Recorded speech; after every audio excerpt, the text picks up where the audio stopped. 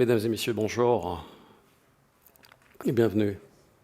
Bonjour, chers collègues, chers amis, chers étudiants.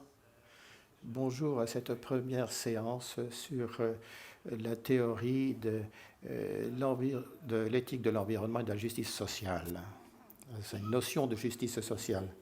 Je suis heureux de pouvoir assurer la présidence de cette séance et j'espère que nous pourrons servir d'exemple aux séances suivantes pour ce qui est du timing, en nous tenant à l'horaire qui nous est imparti. Alors je voudrais commencer d'emblée par le docteur John Dalla Costa, qui nous fait l'honneur aujourd'hui d'introduire le débat.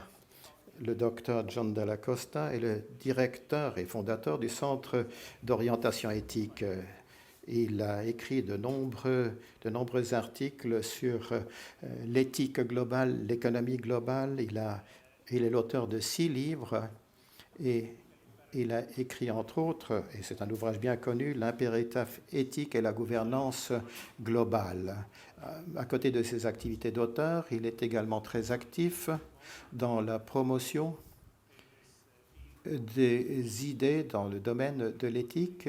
Il travaille avec de grandes industries, des organisations gouvernementales, des ONG et d'autres institutions pour essayer de promouvoir une éthique globale pour l'économie globale. Il s'occupe également du dialogue interreligieux et il écrit en ce moment un livre sur l'examen de la réforme de la gouvernance dans l'Église catholique. Il interviendra en anglais, bien qu'il ait passé un certain temps en Italie récemment. Alors, permettez-moi de souhaiter la bienvenue au docteur John Dalla Costa, qui interviendra et qui parlera donc du travail que nous pouvons faire en commun en faveur d'une éthique globale. Merci, bonjour. Je trouve que c'est pour moi une véritable bénédiction d'être ici. Imad et moi, il y a quelques mois, nous avons commencé à parler de ces questions et nous nous sommes rendus compte qu'il y avait beaucoup de travail à faire encore. Et je suis donc extrêmement heureux de l'occasion que vous me donnez d'être ici pour poursuivre notre conversation. Pendant mes études de théologie, un universitaire postcolonial m'avait dit qu'il était important de dire où on se situait, dans quelle perspective on se situait. Alors aujourd'hui, je suis ici en tant que chrétien, catholique, canadien, et je suis une personne qui a eu des contacts avec les leaders qui se battent dans les domaines qui nous occupent aujourd'hui. Je suis donc un homme de foi qui essaie d'appliquer ces principes à une réalité globale très compliquée. Nous avons entendu cela dans le discours d'ouverture. Nous avons des problèmes d'environnement très profonds qui entraînent des problèmes sociaux très profonds également. Et cela menace l'extinction même de notre espèce. Nous avons un pouvoir énorme et nous essayons toujours de faire face aux problèmes en nous fondant sur nos connaissances. Nous savons que nous n'avons pas simplement une crise aujourd'hui. Il y a des crises qui sont en fait imbriquées les unes dans les autres. Il y a une idéologie économique, il y a des différences politiques, il y a des hostilités culturelles. En plus de quoi, nous avons aujourd'hui le problème écologique. Tout cela est lié. Et nous avons entendu que le moment est venu de nous fonder sur nos ressources, les ressources de nos penseurs, également dans le domaine religieux, pour avoir une orientation générale, pour essayer de voir comment sortir de ces problèmes très compliqués. Les postmodernistes nous disent que le grand récit de l'humanité est un récit à saut et à gambade. En fait, le théologien de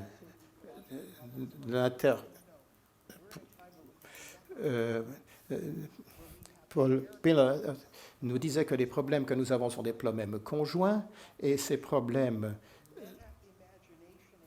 devraient nous encourager à faire preuve d'une méta-imagination, d'une imagination globale, pour avoir une plateforme globale d'êtres humains pour prendre en main notre destin à l'avenir. Donc, nous tous ici, Nous avons le privilège d'avoir entendu les versets du Coran. Nous reconnaissons que toute création est un don de Dieu et que de mal utiliser ce don, c'est un péché, c'est une corruption de notre part.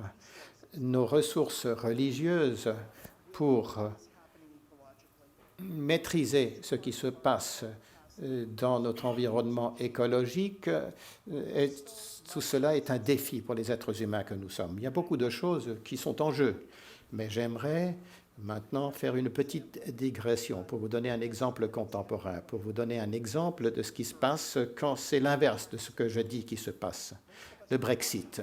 La plupart d'entre nous observent ce qui se passe au Royaume-Uni et essaient de savoir ce qui est sous-jacent à cela. Alors, je considère que le Brexit est un problème d'éthique globale, et ce à 3 titres. D'abord, cela nous montre à quelle vitesse la politique peut se dégrader et devenir de la politique de clocher. En fait, on voit qu'on ne réussit plus, en plan politique, à diriger le monde. C'est en fait le contraire qui se produit, puisque l'alimentation, tout le reste dépend des autres. Et je dis cela pour l'aspect positif, mais cela vaut également pour les pluies acides ou d'autres problèmes d'environnement. Aucun État tout seul ne peut faire face au réchauffement climatique ou à la montée du niveau des mers. Nous devons, en raison de la mondialisation, agir ensemble. La mondialisation, nous l'avons déjà, mais pour un avantage compétitif, mais pas parce que nous pensons que nous avons une maison commune.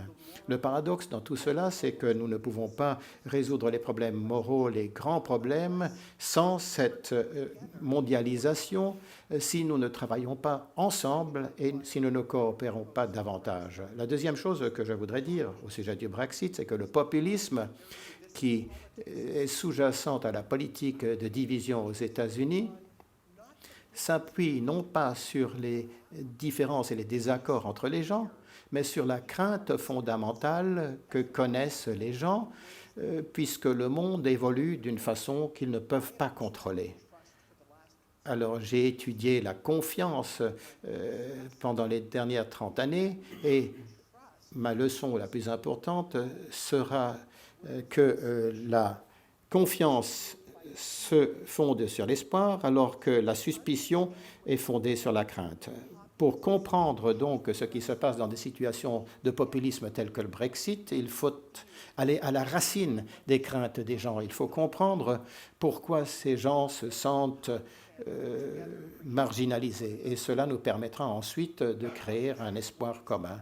Bien évidemment, ce que nous avons vu avec le Brexit, c'est que l'une des promesses de la mondialisation n'a pas été tenue. Il y a eu de la prospérité, certes, mais pour quelques-uns seulement. L'injustice, l'inégalité, le chômage a augmenté pour la grande masse des gens. Ce que nous constatons avec crainte, c'est que cela suscite de l'antipathie vis-à-vis des autres. C'est le contraire d'une éthique globale. Cela détruit la participation globale en faisant de l'autre quelqu'un qu'il faut blâmer, quelqu'un qu'il faut tenir de l'autre côté du mur en quelque sorte.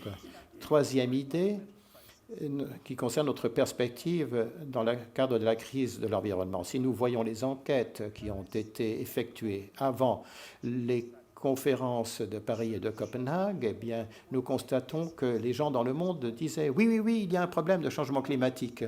Mais les gens disaient également il est impossible de faire quoi que ce soit contre cela, parce que le système est tel que ce qui est faisable au plan technique ne l'est pas nécessairement. Alors, j'ai dit dans mes études qu'il s'agit d'un désespoir quant à nos possibilités. Et cela a amené la population britannique à ne même plus être capable d'avoir une approche commune dans le pays même et pas à l'extérieur. Et je ne parle pas que du Brexit ici, puisque ce phénomène se produit partout dans le monde. Les gens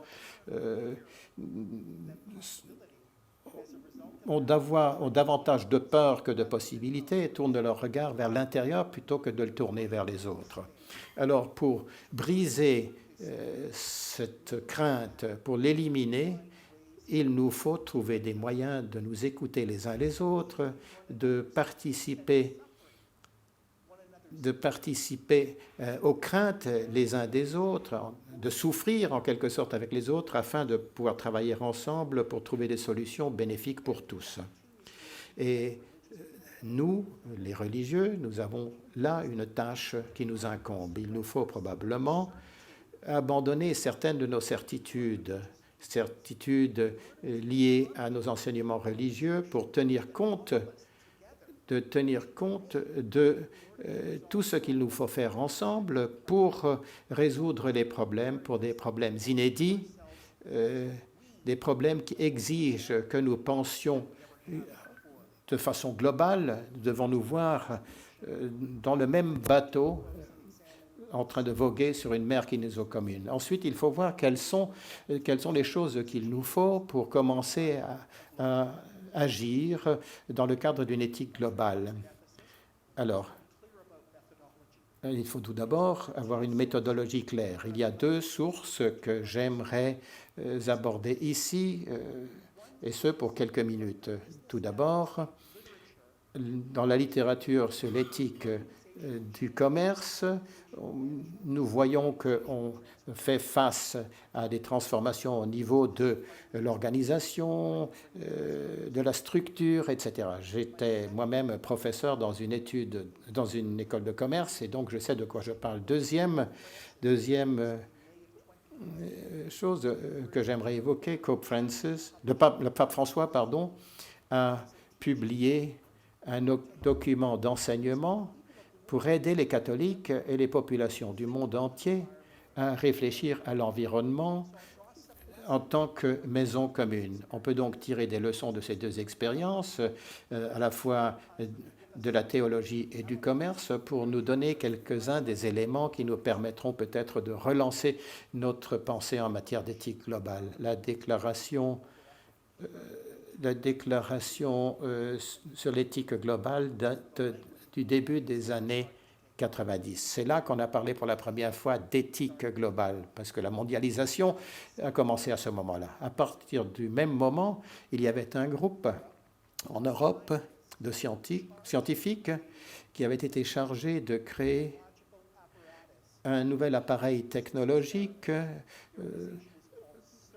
en matière de physique, le CERN. C'est l'organisation scientifique qui a créé le réseau mondial. Et en fait, on essaie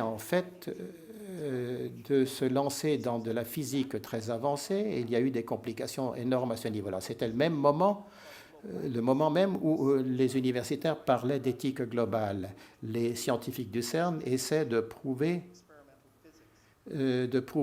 certaines choses en nous lançant dans des recherches avancées de physique. Les gouvernements européens ont financé tout cela, mais en partenariat avec 50 autres gouvernements, celui du Canada, entre autres, mon pays d'origine, le Qatar et d'autres. Et il y avait 1500 instituts de recherche qui participaient à cela et 10 000 scientifiques. Le travail du CERN consistait à développer pendant 20 ans, de développer la technologie pour ces expériences en utilisant une machine qui n'avait pas encore été inventée pour faire des expériences que les scientifiques n'avaient pas encore envisagées. Au plan conventionnel, que se serait-il passé? Eh bien, les organisations auraient normalement recouru à leur structure hiérarchique. Elles auraient essayé de tout contrôler à partir du haut.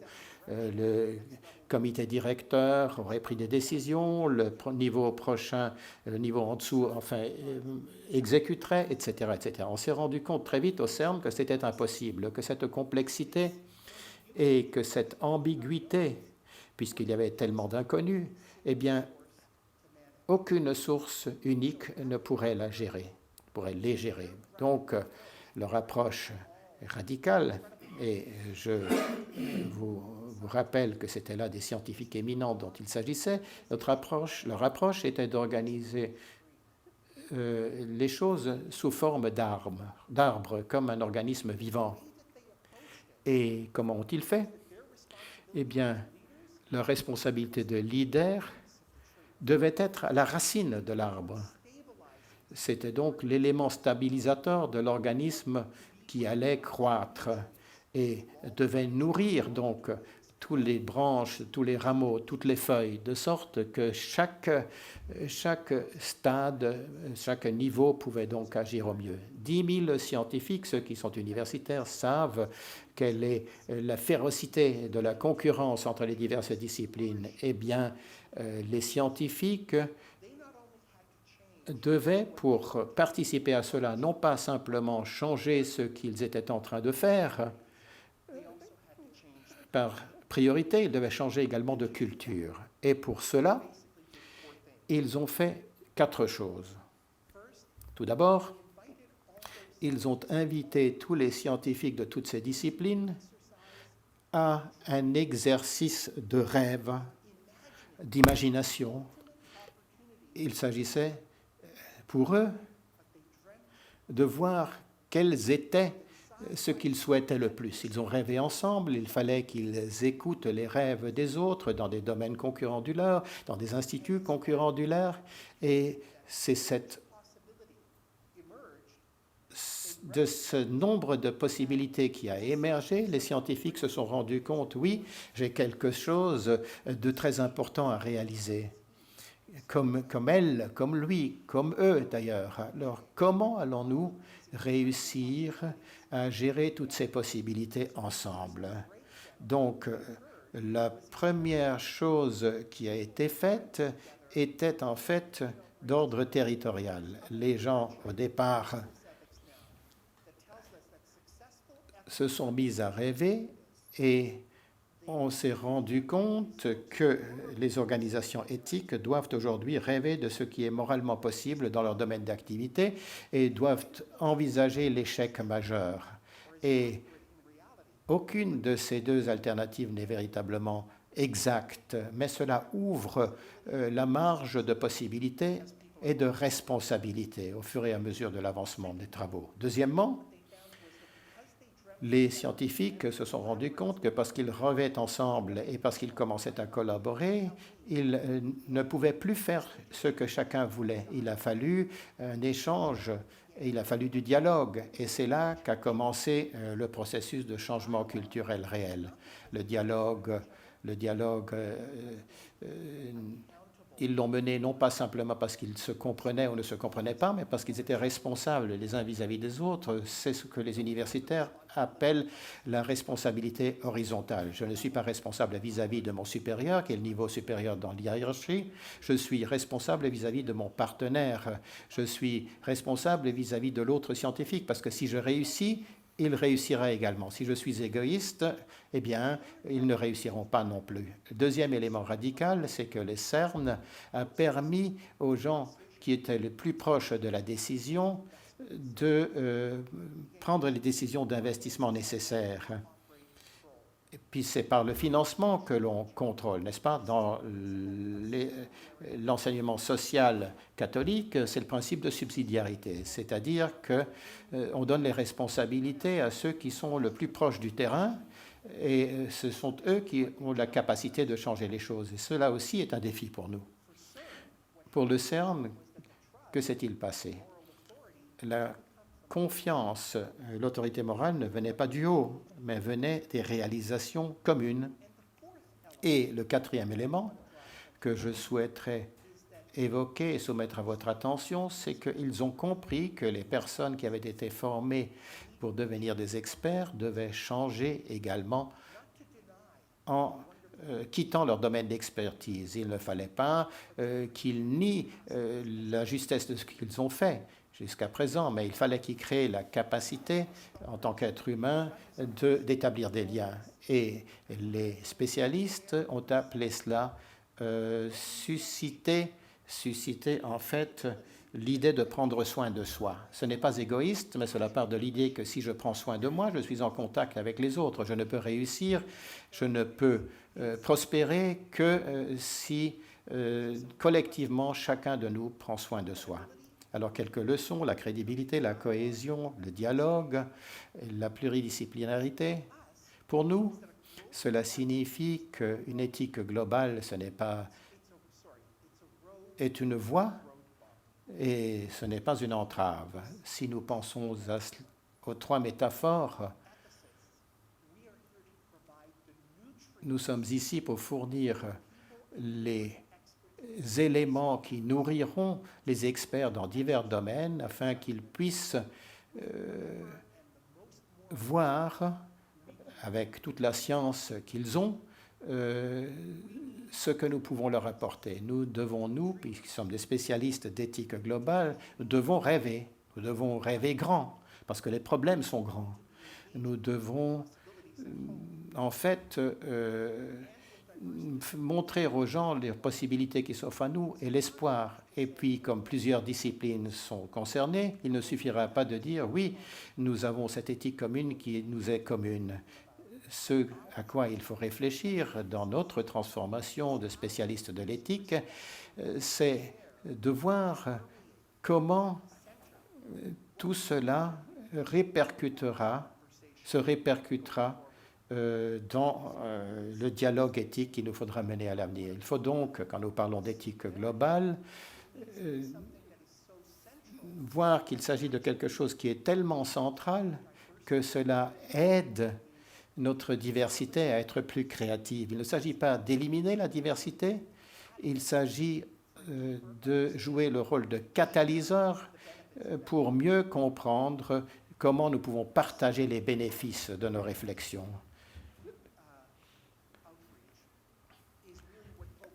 Alors j'aimerais, ce sera ma deuxième observation, ce que souhaitait le pape François dans sa deuxième encyclique. Les universitaires musulmans ont déjà été en contact avec nous au moment de la publication de ce document. Nous savons que la crise écologique est un problème moral et le pape François expliquait certaines des implications de cela dans sa perspective à lui. Mais il est important de comprendre dans une perspective historique que ce document est un document d'enseignement. C'est un document qui est envoyé d'habitude aux évêques, aux théologiens, et cela traite d'un problème moral. Alors, cette encyclique, le pape l'a rédigée pour le monde entier. C'est le premier document du Vatican qui a été traduit en arabe et publié en arabe en même temps que toutes les autres langues utilisées par le Vatican. Les premiers mots du pape, Laudato Si, c'est une prière de louange. Et il utilisait les mots de François d'Assise en disant que Dieu soit loué en toutes choses créées. Le pape François disait que la nature ne peut pas être considérée comme quelque chose qui serait séparé de nous ou comme simplement un environnement dans lequel nous vivons. Nous sommes partie intégrante de la nature, nous en faisons partie et nous sommes donc en interaction constante avec la nature. Le pape ensuite s'adresse aux scientifiques, aux mystiques, aux leaders dans toutes les religions et même aux incroyants. Parce que le problème qu'il faut traiter est le problème de notre maison commune. Le pape François n'utilise pas le mot éthique globale ou les mots éthique globale. Toutefois, ce qu'il dit se fonde dans une perspective éthique globale et traite de certains problèmes d'éthique globale. Il parle d'une écologie intégrale. C'est une notion globale. Il dit au fond que la Terre, la création, est un système intégré qui fonctionne merveilleusement bien. Les parties de ce système et le système tout entier sont inséparables. Nous pensons à notre intégrité, nous pensons que notre intégrité, c'est nos valeurs, nos actions qui doivent être cohérentes. Le pape François avance l'idée d'intégralité. Nous ne sommes pas simplement partie de la nature, mais nous en faisons partie intégrante. Nous sommes la nature elle-même. Cela signifie que la perte de diversité dans la nature aura un impact négatif sur nous. Nous voyons cela avec les forêts qui sont détruites, la diminution des stocks de poissons, etc. Mais au niveau de la diversité culturelle, il en va de même. Si nous perdons la diversité culturelle, cela est dommageable pour nous comme la perte de diversité naturelle. Donc l'écologie intégrale se fonde sur l'idée que nous avons besoin les uns des autres, nous avons besoin de chacun d'entre nous. Alors nous pouvons dire donc en fait que cette méthodologie d'intégrité, d'intégralité, traite des défis fondamentaux de l'éthique globale.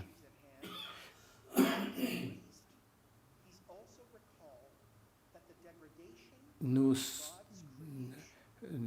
nous rappelle que la dégradation de la création de Dieu est un échec moral pour l'humanité et que si nous tournons le dos à la création de Dieu, nous tournons souvent le dos aux souffrances de nos frères et sœurs. Donc, l'indifférence écologique est la même chose que notre indifférence à la justice sociale. Cela veut dire que nous faisons fi de Dieu et que nous plaçons au centre de nos vies. L'injustice sociale peut être aussi grave que la disparition des espèces.